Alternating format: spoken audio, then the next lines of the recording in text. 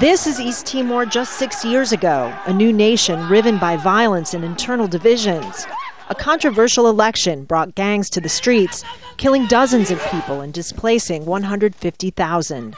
The United Nations sent an international peacekeeping force into the country to restore calm.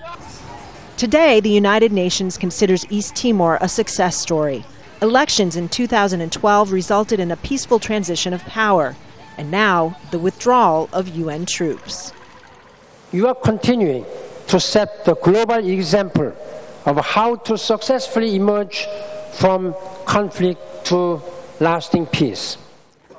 The UN first came to East Timor in 1999, when the country gained its independence from Indonesia in a referendum, and violence was even more widespread. The UN's former special representative for East Timor says the country's success has been driven by strong leadership. There was a strong sense of understanding that, we're all together to make sure that the nation stands up. And I think that's why, following the 2000 crisis, I think that resolve really sort of was entrenched. And, there was almost a conviction that this must never happen again.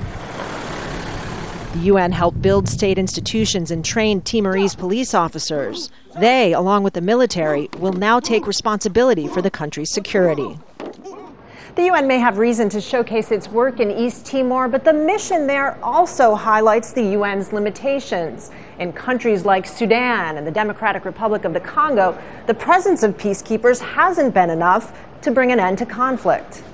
Experts point out that East Timor is a small country with vast natural resources. I think we have to recognize that places like Sudan and the Congo and Afghanistan are orders of magnitude harder than a place like Timor. Size matters. The physical size of the country, the size of the population, that makes a huge difference to the challenge that the UN or the international system confronts.